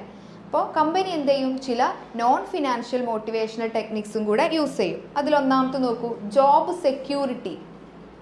സെക്യൂരിറ്റി എന്ന് പറയുമ്പോൾ എന്താണ്, ഒരു കമ്പനിക്ക് ഒരു പെർമനൻ്റ് ആയിട്ടുള്ള ഒരു ജോബ് കമ്പനി ഉറപ്പ് നൽകുന്നു അല്ലേ. ഒരു ടെമ്പററി ആയിട്ടുള്ള ഒരു എംപ്ലോയി എന്ത് ചെയ്യില്ല, ആ ഒരു ജോബിൽ സാറ്റിസ്ഫൈഡ് ആവില്ല. കാരണം അയാൾക്ക് എപ്പോഴും എന്തുണ്ടാവും, ഒരു ഭയം ഉണ്ടാവും. ഈ ഒരു ജോലി എന്താ ഒരു ഫിക്സഡ് ആയിട്ടുള്ള ഒരു ജോലിയല്ല. അപ്പോൾ അതുകൊണ്ട് തന്നെ ഒരു ജോബ് സെക്യൂരിറ്റി ഉറപ്പ് കൊടുത്തുകൊണ്ട് കമ്പനി എന്ത് ചെയ്യും, അവിടെയുള്ള സെയിൽസ് എംപ്ലോയീസിനെ മോട്ടിവേറ്റ് ചെയ്യിപ്പിക്കുന്നു. അതുപോലെ തന്നെ ചലഞ്ചിങ് വർക്കുകളൊക്കെ പ്രൊവൈഡ് ചെയ്യുക. അതായത് അവർക്ക് ഡെയിലി ഉള്ള ഒരു റുട്ടീൻ വർക്കിൽ നിന്ന് അവരുടെ എന്താണ് ഒരു ചലഞ്ചിങ് ആയിട്ടുള്ള കുറച്ച് ടാസ്കുകളൊക്കെ നൽകിക്കൊണ്ട് അവരെ ആ ഒരു വർക്ക് ചെയ്യാൻ മോട്ടിവേറ്റ് ചെയ്യിപ്പിക്കുന്നു. അതേപോലെ തന്നെ റെക്കഗ്നിഷൻ. എന്താണ് റെക്കഗ്നിഷൻ എന്ന് പറയുമ്പോൾ, ഇപ്പോൾ ഒരു എംപ്ലോയി നല്ല രീതിയിൽ പെർഫോമൻസ് നടത്തിയിട്ടുണ്ടെന്നുണ്ടെങ്കിൽ അവരെ കമ്പനി എന്ത് ചെയ്യും, വളരെ നല്ല പെർഫോമർ ഓഫ് ദി അവാർഡൊക്കെ കൊടുത്തിട്ട് അവരെന്ത് ചെയ്യും, അപ്രീഷിയേറ്റ് ചെയ്യും അല്ലേ. അപ്പോൾ അങ്ങനെയുള്ള അപ്രീസിയേഷനൊക്കെ എന്ത് ചെയ്യുന്നുണ്ട്, എംപ്ലോയീസിനെ വളരെ നല്ല രീതിയിൽ മോട്ടിവേറ്റ് ചെയ്യിപ്പിക്കുന്നുണ്ട്. അതുപോലെ തന്നെ ഓപ്പർച്യൂണിറ്റീസ് ഫോർ അഡ്വാൻസ്മെൻറ്റ്. ഇപ്പോൾ ഒരു കമ്പനിയിൽ വർക്ക് ചെയ്യുന്ന എംപ്ലോയീസിന് അവരുടെ കരിയർ എന്താണോ അത് ഡെവലപ്പ് ചെയ്യാനുള്ള ഒരു ഓപ്പർച്യൂണിറ്റിയും കൂടെ ആര് കൊടുക്കണം, മാനേജ്മെൻറ്റ് കൊടുക്കണം. ഇത് അവർക്ക് ആ ഒരു കമ്പനിയിൽ നിന്ന് പോകാനുള്ള ഒരു മോട്ടിവേഷനാണ് അല്ലേ. അവരുടെ കരിയറും കൂടെ വളരാനുള്ള കുറച്ച് ആക്ടിവിറ്റീസും അതേപോലെ തന്നെ കുറച്ച് അഡ്വാൻസ്മെൻ്റ് ആയിട്ടുള്ള ഓപ്പർച്യൂണിറ്റീസൊക്കെ കമ്പനി ഈ ഒരു എംപ്ലോയീസിന് വേണ്ടിയിട്ട് പ്രൊവൈഡ് ചെയ്യുന്നു. അതുപോലെ തന്നെ എന്താണ് എംപവർമെൻറ്റ് എന്ന് പറയുമ്പോൾ നമ്മൾ എന്ത് ചെയ്യണം, ഒരു കമ്പനിയിലെ പ്രധാനപ്പെട്ട ചില ഡിസിഷൻസ് ഒക്കെ എടുക്കുമ്പോൾ ഈ എംപ്ലോയീസിനെയും കൂടി നമ്മൾ കൺസിഡർ ചെയ്യുക. അപ്പോൾ അല്ലെങ്കിൽ അവർക്കും കൂടെ എന്താണ് ആ ഒരു ഡിസിഷൻസിൽ അല്ലെങ്കിൽ ആ ഒരു സദസ്സിൽ അഭിപ്രായം പറയാനുള്ളൊരു സ്വാതന്ത്ര്യം അവർക്ക് കൊടുക്കുക. അപ്പോൾ അതും എന്താണ് എംപ്ലോയീസിനെ സംബന്ധിച്ചിടത്തോളം ഒരു മോട്ടിവേഷനാണ്. ഇതൊക്കെയാണ് പ്രധാനമായിട്ടും ഒരു കമ്പനി കൊടുക്കുന്ന നോൺ ഫിനാൻഷ്യൽ മോട്ടിവേഷണൽ ടെക്നിക്സ് എന്ന് പറയുന്നത്. ഓക്കെ, അടുത്തൊരു ചാപ്റ്റർ നോക്കാം, സെയിൽസ് പ്രോസസ്സ് എന്ന് പറയുമ്പോൾ എന്താണ്, ഒരു സെയിൽസ്മാൻഷിപ്പ് എന്ന് പറയുമ്പോൾ ഒരുപാട് ആക്ടിവിറ്റീസുകൾ ഇൻക്ലൂഡ് ചെയ്തിട്ടുള്ള ഒരു പ്രോസസ്സാണ് അല്ലേ. അതായത് ഇവിടെ ഫസ്റ്റ് നമ്മൾ എന്ത് ചെയ്യണം, ഒരു സെയിൽസ് നടക്കണം എന്നുണ്ടെങ്കിൽ സെയിൽസ്മാൻ ഫസ്റ്റ് ചെയ്യേണ്ട സ്റ്റെപ്പ് എന്താണ്, പ്രോസ്പെക്റ്റിംഗ് ആൻഡ് ക്വാളിഫൈ. നമ്മൾ ഐഡൻറ്റിഫൈ ചെയ്യണം നമ്മുടെ ടാർഗറ്റ് ഓഡിയൻസിനെ. അതായത് പ്രോസ്പെക്റ്റീവ് കസ്റ്റമറിനെ നമ്മൾ ഐഡൻറ്റിഫൈ ചെയ്യണം. അങ്ങനെ ഐഡൻറ്റിഫൈ ചെയ്താൽ മാത്രം പോരാ, ആ ഒരു പ്രൊഡക്റ്റ് വാങ്ങാൻ അവർ ക്വാളിഫൈഡ് ആണോ എന്നും കൂടെ ചെക്ക് ചെയ്യണം. അപ്പോൾ ആരാണ് ഈ പ്രോസ്പെക്റ്റീവ് കസ്റ്റമർ എന്ന് പറയുന്നത്? ആ ഒരു പ്രൊഡക്റ്റ് വാങ്ങാൻ ഇൻട്രസ്റ്റഡ് ആയിട്ടുള്ള, അത് വാങ്ങാൻ കപ്പാസിറ്റി ഉള്ള കസ്റ്റമറിനെയാണ് നമ്മൾ പ്രോസ്പെക്റ്റീവ് കസ്റ്റമേഴ്സ് എന്ന് വിളിക്കുന്നത്. അപ്പോൾ ഫസ്റ്റത്തെ സ്റ്റെപ്പ് പ്രോസ്പെക്റ്റിംഗ് ആൻഡ് ക്വാളിഫൈങ്. രണ്ടാമത്തെ സ്റ്റെപ്പ് എന്താണ്? Approaching the prospect.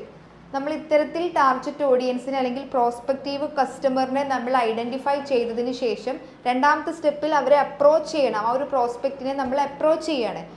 ആദ്യം നമ്മൾ ആ ഒരു പ്രോസ്പെക്റ്റിനെ നമ്മൾ ഡയറക്റ്റ് മീറ്റ് ചെയ്യാൻ പോവുകയാണ്, ആ ഒരു പ്രൊഡക്റ്റിൻ്റെ ഇൻഫർമേഷൻ പാസ് ചെയ്യാൻ വേണ്ടിയിട്ട്. അപ്പോൾ രണ്ടാമത്തെ സ്റ്റെപ്പ് അപ്രോച്ചിങ് ദി പ്രോസ്പെക്റ്റ്. മൂന്നാമത്തെ സ്റ്റെപ്പ് എന്താ? Making the sales presentation. Approach കഴിഞ്ഞതിന് ശേഷം നമ്മൾ എന്ത് ചെയ്യും? നമ്മൾ എന്താണ് നമ്മുടെ ഉദ്ദേശം, എന്തിനു വേണ്ടിയിട്ടാണ് നമ്മളൊരു പ്രോസ്പെക്റ്റീവ് കസ്റ്റമറിനെ ഐഡൻറ്റിഫൈ ചെയ്യുകയും അവരെ അപ്രോച്ച് ചെയ്യുകയും ഒക്കെ ചെയ്യുന്നത്? നമ്മുടെ പ്രൊഡക്ട്സിൻ്റെ അല്ലെങ്കിൽ നമ്മുടെ സർവീസസിനെ കുറിച്ച് പ്രസൻറ്റ് ചെയ്യാൻ വേണ്ടിയിട്ടാണ്. അപ്പോൾ നമ്മുടെ കയ്യിലുള്ള പ്രൊഡക്റ്റ് എന്താണോ, നമ്മുടെ കയ്യിലുള്ള സർവീസസ് എന്താണോ, അത് നമ്മൾ ആ ഒരു പ്രോസ്പെക്റ്റീവ് കസ്റ്റമറിന് മുന്നിൽ പ്രസൻറ്റ് ചെയ്യും. അവരെ ആ ഒരു പ്രസൻറ്റേഷനിലൂടെയും അല്ലെങ്കിൽ ആ ഒരു പ്രൊഡക്റ്റിൻ്റെ ഡെമോൺസ്ട്രേഷനിലൂടെയും ഒക്കെയാണ് നമ്മൾ ആ ഒരു കസ്റ്റമറിനെ ഇൻഫ്ലുവൻസ് ചെയ്യുന്നത്. അപ്പോൾ ഇമ്പോർട്ടൻ്റ് ആയിട്ടുള്ളൊരു പാർട്ടാണ് എന്ത്? Making the sales presentation. അപ്പോൾ നമ്മുടെ പ്രൊഡക്ട്സിൻ്റെ പ്രസൻറ്റേഷനൊക്കെ കഴിഞ്ഞു. അടുത്ത സ്റ്റെപ്പ് നോക്കൂ, ഡീലിംഗ് വിത്ത് പ്രോസ്പെക്റ്റ് ഒബ്ജെക്ഷൻസ്. അല്ലേ? ആ ഒരു സ്വാഭാവികമായിട്ടും ഒരു പ്രൊഡക്റ്റ് തിരഞ്ഞെടുക്കുമ്പോൾ അല്ലെങ്കിൽ ഒരു പ്രൊഡക്റ്റ് വാങ്ങുമ്പോൾ ആ ഒരു പ്രൊഡക്ട്സിനെ കുറിച്ചിട്ട് കസ്റ്റമർക്ക് ഒരുപാട് ഡൗട്ട്സുകൾ ഉണ്ടാവും, ഒബ്ജെക്ഷൻസ് ഉണ്ടാവും. അപ്പോൾ നാലാമത്തെ സ്റ്റെപ്പിലൂടെ സെയിൽസ്മാൻ എന്ത് ചെയ്യണം? ആ ഒരു ഒബ്ജെക്ഷൻസ് ഒക്കെ വളരെ കൂളായിട്ടും ക്ലിയർ ആയിട്ടും കസ്റ്റമറിനെ സാറ്റിസ്ഫൈ ചെയ്യിപ്പിക്കുന്ന രീതിയിലും അത് ഹാൻഡിൽ ചെയ്യണം. നെക്സ്റ്റ് സ്റ്റെപ്പ് നോക്കൂ, ക്ലോസിങ് ദി സെയിൽസ്. അല്ലേ?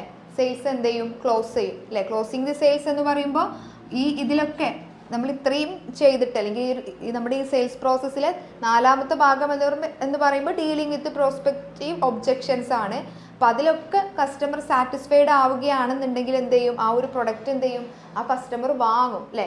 അപ്പോൾ ഒരു നിശ്ചിത ടൈമിനുള്ളിൽ എന്ത് ചെയ്യണം? നമ്മുടെ സെയിൽസ്മാൻ ആ ഒരു സെയിൽസ് ക്ലോസ് ചെയ്യാനുള്ള ടെക്നിക്സുകൾ യൂസ് ചെയ്യണം. അപ്പം next step closing the sales. Last and final step എന്താണ്? Follow back. അല്ലേ? നമ്മൾ ഓൾറെഡി നമ്മളോട് ഈ ഒരു ക്ലോസിങ് സെയിൽ എന്ന് പറയുമ്പോൾ ഒന്നല്ലെങ്കിൽ ആ ഒരു പ്രൊഡക്റ്റ് ആ ഒരു കസ്റ്റമർ നിഷേധിക്കും, അല്ലെങ്കിൽ ആ ഒരു പ്രൊഡക്റ്റ് വാങ്ങും. അങ്ങനെ നമ്മുടെ പ്രൊഡക്റ്റ് വാങ്ങിക്കഴിഞ്ഞിട്ടുള്ളൊരു കസ്റ്റമർ ആണ് എന്നുണ്ടെങ്കിൽ നമ്മുടെ സെയിൽസ്മാൻഷിപ്പിൻ്റെ ഡ്യൂട്ടി അവിടെ കൊണ്ട് തീരുന്നില്ല. എന്ത് ചെയ്യണം? ആ ഒരു കസ്റ്റമറിനെ നമ്മൾ ഫോളോ ചെയ്യണം. അല്ലേ? അവർ ആ ഒരു പ്രൊഡക്റ്റ് വാങ്ങിയതിൽ സാറ്റിസ്ഫൈഡ് ആണോ, അതേപോലെ തന്നെ അവർക്ക് എന്തെങ്കിലും കംപ്ലൈൻറ്റുകൾ ഉണ്ടോ, ആഫ്റ്റർ സെയിൽസ് സർവീസസിൻ്റെ ആവശ്യമുണ്ടോ, അതേപോലെ തന്നെ അവരെ ഇടയ്ക്കിടയ്ക്ക് എന്ത് ചെയ്യണം? അവരോടൊരു കസ്റ്റമർ റിലേഷൻഷിപ്പ് ബിൽഡ് ചെയ്യാൻ നോക്കണം. അതായത് അവർക്ക് ഇടയ്ക്കിടയ്ക്ക് മെസ്സേജ് അയച്ചുകൊണ്ടും, അല്ലേ? അവർക്ക് ഇപ്പോൾ ബർത്ത്ഡേ ഒക്കെ ആണെന്നുണ്ടെങ്കിൽ ബർത്ത്ഡേ വിഷസ് ഒക്കെ അറിയിച്ചുകൊണ്ടും, അതേപോലെ തന്നെ എന്തെങ്കിലും ആഘോഷങ്ങൾ ഉണ്ടെങ്കിൽ അത് റിലേറ്റഡ് ചെയ്തിട്ടുള്ള വിഷസ് ഒക്കെ അറിയിച്ചുകൊണ്ട് അവരുമായിട്ടൊരു സ്ട്രോങ് റിലേഷൻഷിപ്പ് ബിൽഡ് ചെയ്യാൻ നോക്കണം. അപ്പോൾ ഇതൊക്കെയാണ് മെയിനായിട്ട് വരുന്ന ഒരു പേഴ്സണൽ സെല്ലിങ്ങിലെ അല്ലെങ്കിൽ ഒരു സെയിൽസ്മാൻ്റെ സെയിൽസ് പ്രോസസ്സ് എന്ന് പറയുന്നത്. അപ്പോൾ നോക്കൂ, ഇതിൽ നിന്ന് ഈ ഒരു ചാപ്റ്ററിൽ നിന്ന് വന്നിട്ടുള്ള ഒരു ക്വസ്റ്റ്യനാണ് പ്രോസ്പെക്റ്റിംഗ് ആൻഡ് ക്വാളിഫൈങ്. അതിനെക്കുറിച്ചിട്ടൊരു ഷോർട്ട് നോട്ട് എഴുതാനാണ് പറഞ്ഞിട്ടുള്ളത്. നമുക്കറിയാം എന്താണ് പ്രോസ്പെക്റ്റിംഗ് ആൻഡ് ക്വാളിഫൈങ് എന്ന് പറഞ്ഞിട്ടുണ്ടെങ്കിൽ. അല്ലേ? എന്താണ് പ്രോസ്പെക്റ്റിംഗ് ആൻഡ് ക്വാളിഫൈങ് എന്ന് പറഞ്ഞിട്ടുണ്ടെങ്കിൽ? An individual or an institution may be qualified to be a prospect if he has the need, authority, ability and eligibility. എപ്പോഴാണ് നമ്മളൊരു ഇൻഡിവിജ്വലിനെ അല്ലെങ്കിൽ ഒരു ഇൻസ്റ്റിറ്റ്യൂഷനെ ക്വാളിഫൈഡ് ആയിട്ടുള്ള ഒരു പ്രോസ്പെക്റ്റ് ആണ് എന്ന് പറയുന്നത്? അവർക്ക് എന്തൊക്കെ കാര്യങ്ങൾ ഉണ്ടായിരിക്കണം? നീഡ് ഉണ്ടായിരിക്കണം, അതോറിറ്റി ഉണ്ടായിരിക്കണം, എബിലിറ്റി ഉണ്ടായിരിക്കണം ആൻഡ് എലിജിബിലിറ്റി ഉണ്ടായിരിക്കണം. നീഡ് എന്ന് പറയുമ്പോൾ ആ ഒരു പ്രൊഡക്റ്റ് വാങ്ങാൻ ഒരു ഇൻട്രസ്റ്റ് കാണിക്കണം. അല്ലേ? അല്ലെങ്കിൽ ആ ഒരു പ്രൊഡക്റ്റ് കൊണ്ട് അല്ലെങ്കിൽ ആ ഒരു സർവീസസ് കൊണ്ട് അവർക്ക് എന്തെങ്കിലും ഉപകാരം ഉണ്ടായിരിക്കണം. അതായത് അവരുടെ നീഡിനെ സാറ്റിസ്ഫൈ ചെയ്യിപ്പിക്കുന്ന രീതിയിലുള്ള ഒരു പ്രൊഡക്റ്റോ സർവീസസോ നമ്മുടെ കയ്യിൽ ഉണ്ടെങ്കിൽ മാത്രമേ നമുക്ക് എന്ത് ചെയ്യാൻ പറ്റുള്ളൂ? അത്തരത്തിലുള്ള കസ്റ്റമറിനെ അപ്രോച്ച് ചെയ്യാൻ പറ്റുകയുള്ളൂ. അല്ലേ? അതായത് നമ്മുടെ കയ്യിലുള്ള പ്രൊഡക്റ്റും സർവീസസും ഒരു കസ്റ്റമറിനെ സാറ്റിസ്ഫൈ ചെയ്യിപ്പിക്കുന്നില്ല എങ്കിൽ, അല്ലെങ്കിൽ അവർക്ക് അതിൻ്റെ ആവശ്യമില്ല എന്നുണ്ടെങ്കിൽ പിന്നെ നമ്മൾ എന്താണ് അത്തരത്തിലുള്ളൊരു കസ്റ്റമറിനെ മീറ്റ് ചെയ്യുന്നത് വേസ്റ്റ്ഫുള്ളാണ്. അല്ലേ? ടൈം വേസ്റ്റ് ചെയ്യുന്ന ഒരു പ്രക്രിയയാണ്. അതുകൊണ്ടാണ് എപ്പോഴും സെയിൽസ്മാൻഷിപ്പിലൂടെ നമ്മൾ എപ്പോഴും ടാർഗറ്റ് ഓഡിയൻസ് ആയിട്ടുള്ള പ്രോസ്പെക്റ്റീവ് കസ്റ്റമറിനെ ഐഡൻറ്റിഫൈ ചെയ്യണം എന്ന് പറയുന്നത്. അപ്പോൾ അടുത്ത് നോക്കൂ, അതോറിറ്റി. അപ്പോൾ നമ്മൾ ടാർഗറ്റ് ചെയ്യുന്ന ആ ഓഡിയൻസിന് അല്ലെങ്കിൽ ആ ഒരു കസ്റ്റമറിന് എന്ത് വേണം? ആ ഒരു പ്രൊഡക്റ്റ് വാങ്ങാനുള്ള അധികാരം അയാൾക്ക് ഉണ്ടായിരിക്കണം അല്ലേ? അതായത് ഇപ്പോൾ ചില കേസുകളിൽ നമ്മുടെ പ്രൊഡക്റ്റിൽ നീഡ് ഉണ്ടായിരിക്കും അല്ലെങ്കിൽ ഇൻട്രസ്റ്റഡ് ആയിരിക്കും, പക്ഷെ ആ ഒരു പ്രൊഡക്റ്റ് വാങ്ങാനുള്ള അധികാരം ആ ഒരു എംപ്ലോയിക്ക് അല്ലെങ്കിൽ ആ ഒരു സ്പെസിഫൈഡ് വ്യക്തിക്ക് ഇല്ല എന്നുണ്ടെങ്കിൽ അയാളെ സമീപിച്ചിട്ട് വല്ല കാര്യമുണ്ടോ? ഇപ്പം നമ്മളൊരു ഇൻസ്റ്റിറ്റ്യൂഷന് വേണ്ടിയിട്ട് എന്തെങ്കിലും ഒരു റോ മെറ്റീരിയൽസ് ഒക്കെ സപ്ലൈ ആണെന്ന് വിചാരിക്കുക. അപ്പോൾ നമ്മൾ എന്താണ് ആ ഒരു നമ്മുടെ റോ മെറ്റീരിയൽസ് ആവശ്യമുള്ള ഏതെങ്കിലും ഒരു കമ്പനിയെ നമ്മൾ സമീപിക്കുമ്പോൾ അത് വാങ്ങാനുള്ള അധികാരം ഏത് പേഴ്സൺ ആണോ അയാളുമായിട്ടാണ് നമ്മൾ സംസാരിക്കേണ്ടത് അല്ലേ? അല്ലാതെ നമ്മളത് വാങ്ങാൻ അധികാരമില്ലാത്ത ആ കമ്പനിയിലെ ഏതെങ്കിലും ഒരു എംപ്ലോയിയുമായിട്ട് സംസാരിച്ചിട്ടുണ്ടെന്നുണ്ടെങ്കിൽ അവിടെ എന്താവില്ല, ആ ഒരു സെയിൽസ് നടക്കില്ല. അപ്പോൾ അതോറിറ്റി വേണം, അതേപോലെ തന്നെ എബിലിറ്റി വേണം. നമ്മുടെ ടാർഗറ്റ് ഓഡിയൻസ് അല്ലെങ്കിൽ നമ്മുടെ പ്രോസ്പെക്റ്റീവ്, നമ്മൾ കണ്ടെത്തിയിട്ടുള്ള ആ ഒരു പ്രോസ്പെക്റ്റീവ് കസ്റ്റമർക്ക് നീഡ് ഉണ്ടായിരിക്കാം, പക്ഷെ അത് വാങ്ങാനുള്ളൊരു കപ്പാസിറ്റി അയാൾക്ക് ഇല്ല എന്നുണ്ടെങ്കിൽ സെയിൽസ്മാൻ പിന്നെ അതിൻ്റെ പിറകെ പോയിട്ട് സമയം കളയേണ്ട ആവശ്യമില്ല അല്ലേ? അതായത് അയാളുടെ ആവശ്യം, ഫോർ എക്സാമ്പിൾ ആയിട്ട് പറയുകയാണെന്നുണ്ടെങ്കിൽ അയാൾക്കൊരു കാറ് വാങ്ങാൻ ആഗ്രഹം ഉണ്ടാവും എന്ന് വിചാരിച്ചിട്ട് അയാൾക്ക് അത് വാങ്ങാനുള്ള മണി അല്ലെങ്കിൽ കപ്പാസിറ്റി ഇല്ല എന്നുണ്ടെങ്കിൽ പിന്നെ അതിൻ്റെ പിന്നാലെ പോയിട്ട് സെയിൽസ്മാൻ ആ ഒരു പ്രൊഡക്റ്റിനെ കുറിച്ചിട്ടൊക്കെ വിശദീകരിച്ച് കൊടുക്കേണ്ട കാര്യം ആവശ്യം വരുന്നില്ല. അതേപോലെ തന്നെ എന്താണ്, എലിജിബിലിറ്റി ഉണ്ടായിരിക്കണം. ആ ഒരു പ്രൊഡക്റ്റ് വാങ്ങാനുള്ള എലിജിബിലിറ്റി ഈ ഒരു പ്രോസ്പെക്റ്റീവ് കസ്റ്റമറിന് ഉണ്ടായിരിക്കണം. അപ്പോൾ ഇതാണ് പ്രോസ്പെക്റ്റിംഗ് ആൻഡ് ക്വാളിഫയിങ് എന്നുള്ള ആ ഒരു സ്റ്റെപ്പിൽ നമ്മൾ ഉദ്ദേശിക്കുന്നത്. അപ്പോൾ ഇതിനെക്കുറിച്ചുള്ള ഒരു ഷോർട്ട് നോട്ട് എഴുതാനാണ് പറയുന്നത്. അപ്പോൾ നീഡ് എന്താണെന്ന് എഴുതണം, അതോറിറ്റി എന്താണെന്ന് എഴുതണം, എബിലിറ്റി എന്താണെന്ന് എഴുതണം, ആൻഡ് എലിജിബിലിറ്റി എന്താണെന്ന് എഴുതണം. ഈ ഒരു 4 ക്വാളിറ്റി ഉണ്ടെങ്കിൽ മാത്രമേ നമുക്ക് ആ ഒരു കസ്റ്റമറിനെ പ്രോസ്പെക്റ്റീവ് അല്ലെങ്കിൽ ക്വാളിഫയിങ് കസ്റ്റമർ എന്ന് വിളിക്കാൻ പറ്റുള്ളൂ. ഓക്കെ, അതേപോലെ തന്നെ അടുത്ത ഒരു ക്വസ്റ്റ്യൻ ആണ് ഡീലിംഗ് വിത്ത് പ്രോസ്പെക്റ്റ് ഒബ്ജെക്ഷൻസ് അല്ലേ? അതിനെക്കുറിച്ചൊരു ഷോർട്ട് നോട്ട് എഴുതാനാണ് പറഞ്ഞിട്ടുള്ളത്. നമുക്കറിയാം 4ാമത്തെ സ്റ്റെപ്പ് അല്ലേ? 4ാമത്തെ സ്റ്റെപ്പ് എന്താണ് പറയുന്നത്? Dealing with prospect objections. നമുക്കറിയാം നമ്മളൊരു പ്രൊഡക്റ്റുമായിട്ട് ഒരു കസ്റ്റമറിനെ സമീപിക്കുമ്പോൾ അയാൾ അല്ലെങ്കിൽ നമ്മുടെ ഡെമോൺസ്ട്രേഷനും നമ്മുടെ പ്രസൻറ്റേഷനൊക്കെ കഴിഞ്ഞതിന് ശേഷം അയാൾക്ക് ഒരുപാട് ഡൗട്ട്സുകൾ ഉണ്ടാവും അല്ലേ? അത് ക്ലിയർ ചെയ്ത് കൊടുക്കുക എന്നുള്ളത് ആരുടെ ഡ്യൂട്ടിയാണ്? ഈ ഒരു സെയിൽസ്മാൻ്റെ ഡ്യൂട്ടിയാണ്. ക്ലിയർ ചെയ്ത് കൊടുക്കുക എന്ന് പറയുമ്പോൾ അയാളെ സാറ്റിസ്ഫൈ ചെയ്യിപ്പിക്കുന്ന രീതിയിലുള്ള ക്ലിയറൻസ് ആയിരിക്കണം അല്ലേ? അതേപോലെ തന്നെ ഈ ഒരു കസ്റ്റമർ ഒരുപാട് ഒബ്ജെക്ഷൻസ് ഒക്കെ ചോദിക്കുമ്പോൾ അതിലൊന്നും ഈ തളരാതെ അത് നമ്മുടെ കമ്പനിയുടെ റെപ്യൂട്ടേഷനും അതേപോലെ തന്നെ പ്രൊഡക്റ്റിൻ്റെ ബ്രാൻഡ് ഇമേജിനൊന്നും കോട്ടം തട്ടാത്ത രീതിയിൽ എന്ത് ചെയ്യണം? സെയിൽസ്മാൻ വളരെ നല്ല രീതിയിൽ അത് ഹാൻഡിൽ ചെയ്ത് കൊണ്ടുപോകണം. അപ്പോൾ ഈ ഒരു സെയിൽസ്മാൻ നമുക്കറിയാം പല രീതിയിലുള്ള കസ്റ്റമറിനെയാണ് ആര് ഹാൻഡിൽ ചെയ്യുന്നത്? സെയിൽസ്മാൻ ഹാൻഡിൽ ചെയ്യുന്നത്. അപ്പോൾ പല രീതിയിലുള്ള പല ടൈപ്സ് ഓഫ് ഒബ്ജെക്ഷൻസ് അയാൾക്ക് കാണാൻ കഴിയും. അപ്പോൾ ഈ ഒരു ഒബ്ജെക്ഷൻസ് ഹാൻഡിൽ ചെയ്യാൻ ഈ ഒരു സെയിൽസ്മാൻ പല രീതിയിലുള്ള ടെക്നിക്സുകൾ യൂസ് ചെയ്യുന്നുണ്ട്. അതെന്തൊക്കെയാണ് നോക്കാം. ഫസ്റ്റ് വൺ നോക്കൂ, യെസ് ബട്ട് അപ്രോച്ച്. ഇപ്പോൾ ഒരു കസ്റ്റമറിൻ്റെ മുന്നിൽ നമ്മളൊരു പ്രസൻറ്റേഷൻ, ഒരു പ്രൊഡക്റ്റിനെ കുറിച്ചിട്ടുള്ള അല്ലെങ്കിൽ ഒരു സർവീസസിനെ കുറിച്ചിട്ടുള്ള പ്രസൻറ്റേഷൻ നടത്തി. അപ്പോൾ അയാൾ എന്ത് ചെയ്യണം? അയാൾക്ക് ഒരുപാട് ഒബ്ജെക്ഷൻസ് വന്നു, അതിനെക്കുറിച്ചുള്ള ഒരുപാട് ഡൗട്ട്സും സംഭവങ്ങളൊക്കെ വന്നു. അപ്പോൾ ഈ ഒരു അപ്രോച്ചിൽ എന്താണ് പറയുന്നത്? ഇൻഡയറക്റ്റ് ഡിനയൽ മെത്തേഡാണ്. യെസ് ബട്ട് അപ്രോച്ച് എന്ന് പറയുമ്പോൾ അയാളുടെ ഒബ്ജെക്ഷന് ഡയറക്റ്റ് ആയിട്ട് തള്ളിക്കളയാതെ യെസ് അയാളുടെ ഒബ്ജെക്ഷൻ എന്താണോ അത് സമ്മതിച്ചു കൊടുക്കുക. എന്നിട്ട് എന്ത് ചെയ്യുക? ഇൻഡയറക്റ്റ് ആയിട്ട് ആ ഒബ്ജെക്ഷന് എന്ത് ചെയ്യുക? തള്ളിക്കളയുന്ന രീതിയാണ് ഈ ഒരു ടെക്നിക്കിൽ സെയിൽസ് പേഴ്സൺ ഉപയോഗിക്കുന്നത്. അതേപോലെ തന്നെ നോക്കൂ, counter balance method. Counter balance മെത്തേഡിൽ ഇപ്പോൾ ഒരു പ്രോസ്പെക്ട്സ് വാലിഡ് ആയിട്ടുള്ള ഒരു ഒബ്ജെക്ഷൻസ് പറയുകയാണ് എന്നുണ്ടെങ്കിൽ അതെന്ത് ചെയ്യുക? സെയിൽസ് പേഴ്സൺ അതിനെ ഓഫ്സെറ്റ് ചെയ്യുക. ഓഫ്സെറ്റ് ചെയ്യുക എന്ന് പറയുമ്പോൾ അവർക്ക് ആ ഒരു കൗണ്ടർ ബാലൻസ് വാലിഡ് ആണ് എന്നുണ്ടെങ്കിൽ പല ഓഫറുകളും കൊടുക്കുക. ഫോർ എക്സാമ്പിളായിട്ട് പറയുകയാണെന്നുണ്ടെങ്കിൽ ഇപ്പോൾ നമ്മളിപ്പോൾ ഒരു പ്രൊഡക്റ്റ് വിൽക്കാൻ പോകുമ്പോൾ ആ ഒരു പ്രൊഡക്റ്റിൻ്റെ ക്വാളിറ്റിയെ ഒരു കസ്റ്റമർ ചോദ്യം ചെയ്യുകയാണ് എന്നുണ്ടെങ്കിൽ അത് വാലിഡ് ആയിട്ടുള്ള ഒരു ഒബ്ജെക്ഷൻ ആണ് എന്നുണ്ടെങ്കിൽ അപ്പോൾ സെയിൽസ് പേഴ്സൺ എന്ത് ചെയ്യണം? ഇത് ക്വാളിറ്റി കുറവാണല്ലോ, അപ്പോൾ ഈ ഒരു ക്വാളിറ്റിക്ക് ഇത്രയും ക്യാഷ് കൊടുത്ത് നിങ്ങളുടെ കയ്യിൽ നിന്ന് വാങ്ങിക്കണോ എന്നൊക്കെ അങ്ങനെയുള്ള ക്വസ്റ്റ്യൻസ് ഒക്കെ ചോദിക്കുകയാണെന്നുണ്ടെങ്കിൽ സെയിൽസ് പേഴ്സൺ എന്ത് ടെക്നിക്സ് യൂസ് ചെയ്യും? കൗണ്ടർ ബാലൻസ് മെത്തേഡ് യൂസ് ചെയ്യും. അതായത് ക്വാളിറ്റി കുറവായതുകൊണ്ട് നിങ്ങൾ എന്ത് ചെയ്താൽ മതി? ഇതിന് 50% ഓഫറിൽ ഞാൻ നിങ്ങൾക്ക് തരാം അല്ലേ, ഇതിൻ്റെ പകുതി പൈസ തന്നാൽ മതി, അങ്ങനെയുള്ള മെത്തേഡുകളൊക്കെ യൂസ് ചെയ്തിട്ട് എന്ത് ചെയ്യാം, ഈ ഒരു സെയിൽസ് പേഴ്സണ് ആ ഒരു എന്താണ് കൗണ്ടറിനെ അല്ലെങ്കിൽ ഒബ്ജെക്ഷൻസിനെ ഹാൻഡിൽ ചെയ്യാം. അതേപോലെ തന്നെ ഡിനയൽ മെത്തേഡ് എന്ന് പറയുമ്പോൾ എന്താണ്, മാന്യമായിട്ട് വളരെ പൊളൈറ്റായിട്ട് ഈ ഒരു സെയിൽസ് പേഴ്സൻ്റെ ഇൻവാലിഡ് ആയിട്ടുള്ള ഒബ്ജെക്ഷൻസിനെ ഹാൻഡിൽ ചെയ്യുക, തള്ളിക്കളയുക അല്ലേ. ഒരു ഇൻവാലിഡ് ആയിട്ടുള്ള ഒരു ഒബ്ജെക്ഷൻ ആ ഒരു പ്രൊഡക്റ്റിനെ കുറിച്ചിട്ടോ അല്ലെങ്കിൽ ഒരു സർവീസസിനെ കുറിച്ചിട്ടോ ഒരു കസ്റ്റമർ പറയുകയാണെങ്കിൽ അത് വളരെ പൊളൈറ്റായിട്ടും അതേപോലെ തന്നെ വളരെ മാന്യമായി നിന്നുകൊണ്ടും എന്ത് ചെയ്യുക, ആ ഒരു ഒബ്ജെക്ഷൻസിനെ ഡിനൈ ചെയ്യുക. അതേപോലെ തന്നെ അടുത്ത് നോക്കൂ, ക്വസ്റ്റ്യൻ മെത്തേഡ് എന്ന് പറയുമ്പോൾ deflect the objection by cross questioning അല്ലേ. അതായത് ആ ഒരു നമ്മൾ കൗണ്ടർ ക്വസ്റ്റ്യൻസ് ചോദിച്ചുകൊണ്ട് ആ ഒരു എതിർപ്പിനെ ഇല്ലാതാക്കുക. ഫോർ എക്സാമ്പിളായിട്ട് പറയുകയാണെന്നുണ്ടെങ്കിൽ നമ്മളൊരു ലാപ്ടോപ്പ് വിൽക്കാൻ വന്നിട്ടുള്ള ഒരു സെയിൽസ് പേഴ്സൺ ആണ് എന്നുണ്ടെങ്കിൽ അയാൾ ആ ഒരു ലാപ്ടോപ്പിനെ കുറിച്ചിട്ടും അല്ലെങ്കിൽ അയാൾക്ക് അതിൻ്റെ ആവശ്യമില്ല അങ്ങനെയുള്ള ഒബ്ജെക്ഷൻസ് ഒക്കെ പറയുകയാണെന്നുണ്ടെങ്കിൽ നമുക്ക് എന്താ അറിയാം, ഒരു എക്സാമ്പിളായിട്ട് നിങ്ങൾക്ക് പഠിക്കുന്ന കുട്ടികളില്ലേ, അങ്ങനെ ഒരു ക്വസ്റ്റ്യൻ അവരോട് ചോദിക്കാം, അവർക്ക് ഇതിൻ്റെ ഈ എന്താണ് ലാപ്ടോപ്പിൻ്റെ ആവശ്യം വരും, അങ്ങനെയൊക്കെ പറഞ്ഞു കൊടുത്തുകൊണ്ട് ആ ഒരു ക്വസ്റ്റ്യനെ അല്ലെങ്കിൽ ആ ഒരു ഒബ്ജെക്ഷൻസിനെ നമുക്ക് എന്ത് ചെയ്യാൻ പറ്റും, ഹാൻഡിൽ ചെയ്യാൻ പറ്റും അല്ലേ. തിരിച്ച് അങ്ങോട്ട് ക്വസ്റ്റ്യൻസ് ചോദിച്ചുകൊണ്ട് അവരുടെ ഒബ്ജെക്ഷൻസിനെ ഇല്ലാതാക്കുന്നു. അതേപോലെ തന്നെ ഫെയിലിയർ ടു ഹിയർ മെത്തേഡ്, ചില വാലിഡ് ആയിട്ടുള്ള ഒബ്ജെക്ഷൻസ് ഉണ്ടായിരിക്കും, അപ്പോൾ അവരെന്ത് ചെയ്യും, അത് കേൾക്കാത്ത പോലെ നിൽക്കും അല്ലേ. ചില കസ്റ്റമർ വാലിഡ് ആയിട്ടുള്ള ആ ഒരു പ്രൊഡക്റ്റിനെ കുറിച്ചിട്ടുള്ള ഒബ്ജെക്ഷൻസ് വെക്കുമ്പോൾ ആ ഒരു സെയിൽസ് പേഴ്സൺ എന്ത് ചെയ്യണം, അത് കേൾക്കാത്ത രീതിയിൽ നിൽക്കുക.